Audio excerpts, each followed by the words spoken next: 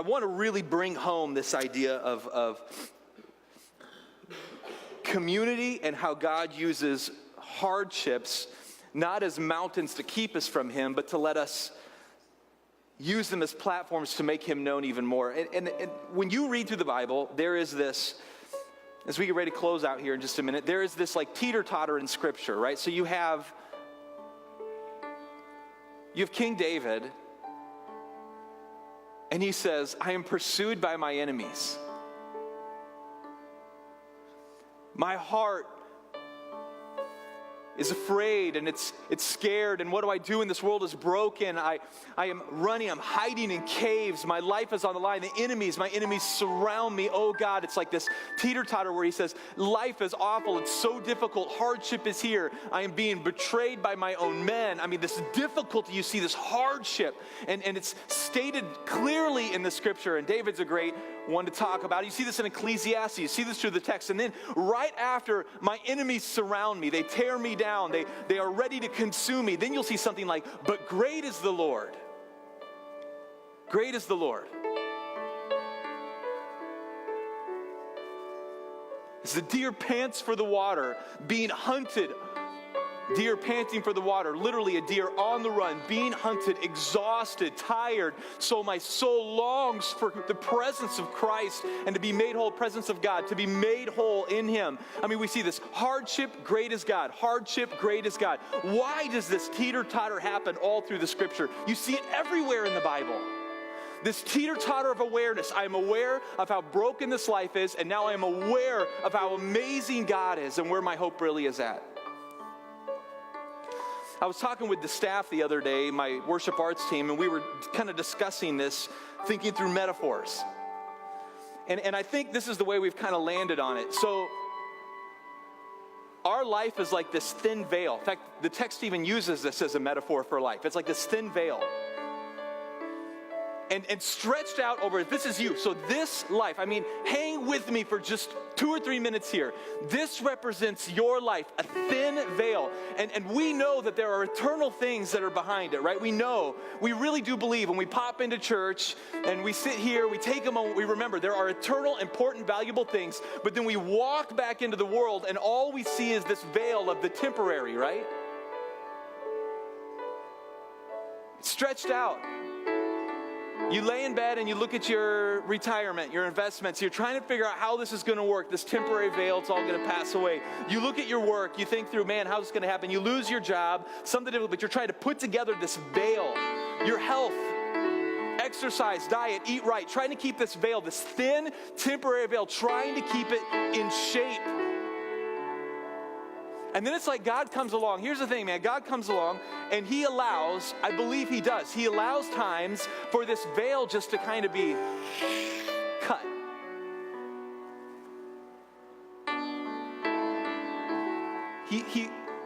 He allows it to be cut. And you pray, oh God, please help my investment. I mean, it was a difficult year. I really need my retirement, my investments back. And so we desperately work hard to try to take Scotch tape and put together this veil and hold it back up, but it doesn't really work and it's not quite the same and loss is there. Or maybe it's physical health. Something comes along and it's the physical health, man, begins to go away, right? And we got another veil, we got another hole that's cut in our life. And then all of a sudden as we get older, we get arthritis and body doesn't work well. And then sometimes we face even like really serious sicknesses and we get this cut, man, our lives, this temporary stuff just gets shredded. And the whole time this is happening, we're praying, God, make my temporary veil whole.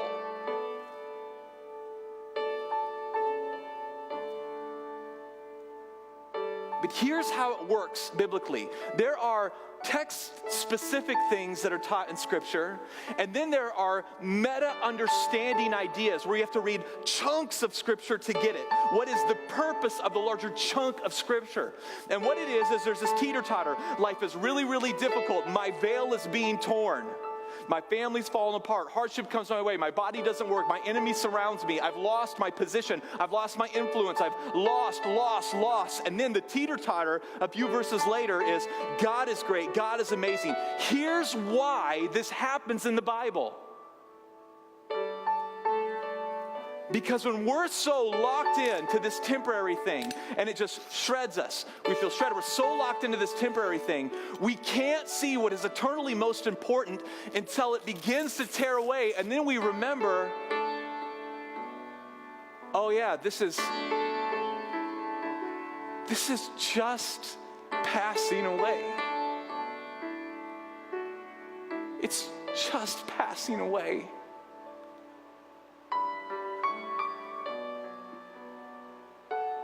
My health is just passing away. And if you spend your life obsessed with the tears, you're left shattered. But when you see through them, hope can wash over you again. Don't look at them, you look through them.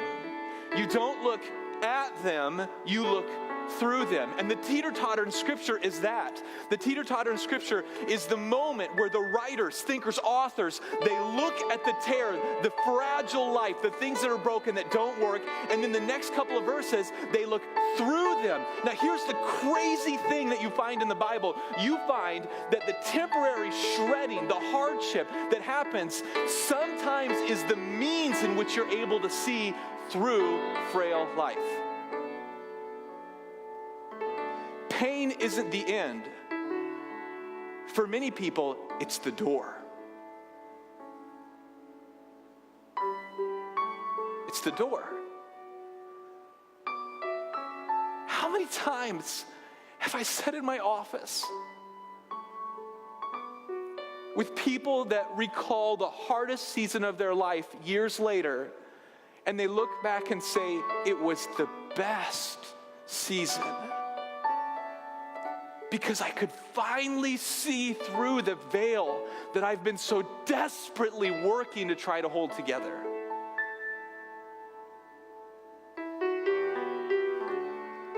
Community, community, community, community.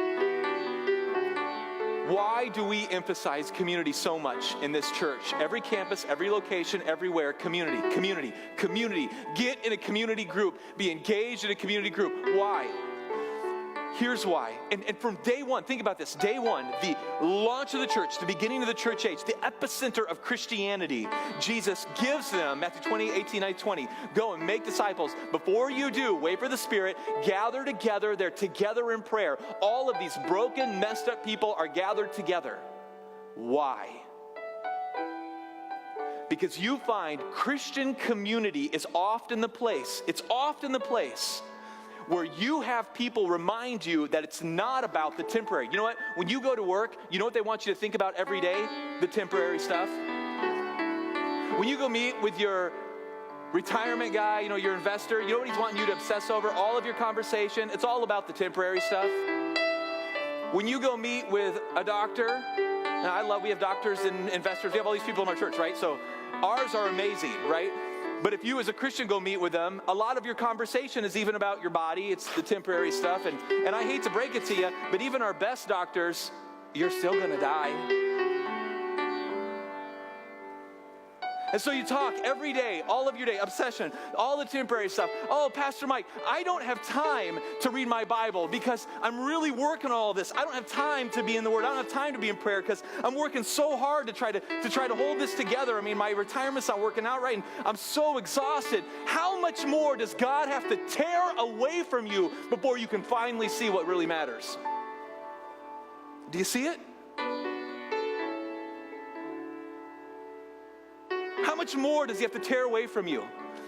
I'm going to leave you with this thought.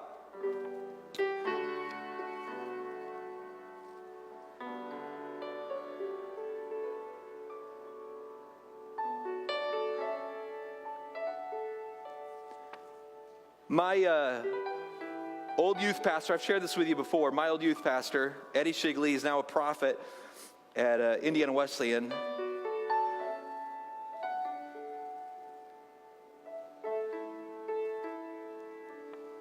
We started a discipleship group years ago, accountability group, me and a bunch of guys, we use Covenant Eyes on our computer, and we hold each other accountable, what's going on in life. It's a good thing. And so we still to this day stay in touch with each other.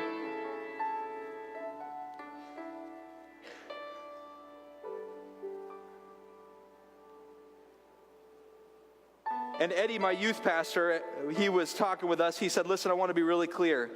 You need to not just hang out together. You need to hold each other accountable and be in community.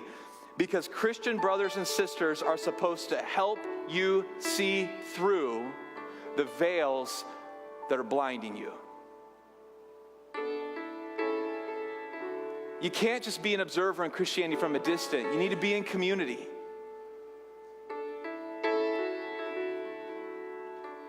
So when you do go through seasons obsessed with what's wasting away, somebody's there to remind you, this is not the end goal. See through it. Don't do life alone. In your bulletin, we have the community groups, and every year we push this, and we go to seasons where we push it. Get in a community group, get in a community group, get into one. Just try it. 6 weeks, just try it. Oh, but Pastor Mike, I'm too busy. Busy with what?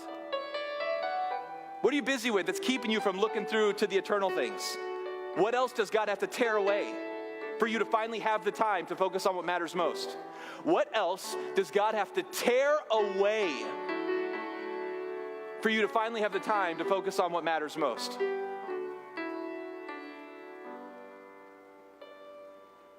I want to challenge you to at least consider 6 weeks, get in a community group with a group of guys. If you're in one and you've done it, man, you just have that ability, you're already with guys in accountability, that's great, or girls with accountability, that's great, do it. If you're already in a group, that's wonderful to do. Guys, girls, gather together, hold each other accountable, be in the Word. If you're not in one, help us, help you by signing up. You can grab this card, it's in your bulletin. If you open it up, yes, I want to join the community group. This is our response card for today. And if you have a general prayer request, you can grab the next steps card, tear it off and write one on there. We want that too. But I just want you to do this. I want stay in the current group. If you're going, you know what, I'm just going to commit to stay in the group that I'm in, that's a great thing. Do it. I'm going to commit. I'm going to make a commitment today to stay in that group, be praying together, be in community together. I'm going to commit to it. I'm going to commit. Try a new group. I'm willing to. I want to go try a new group. The truth is, that last one, they're all weird. I don't like them. And I want to try a new group. That's okay. You can put that on there. We'll put you in a new group. That's all right. Now, the truth is, you're probably weird too. You just don't know it. That's okay, man. Put that down. We want to get you plugged into one. And then contact me about hosting one. If you've got a place you're going, I don't know how to lead it, but I'd like to maybe host one, or maybe you're even interested in leading, let us know. We want to get connected with you. So just fill this out. If you want to get engaged, take a moment or two, open up your bulletin, fill this out. If you want to get in a small group, fill this out. If you're going, I'm interested in getting connected, fill this out. If you want more information, fill this out. If you're not sure, fill this out. Our office will call you, and you can go, you know what, I'm praying about it, I'm not sure what to do, but take the step of saying, I'll get into a community group at some level. I want to be held accountable. I want to not just focus on the temporary, I want to see through it. And I would love to have people around me that help me see through it. Grab the cards, fill them out, go.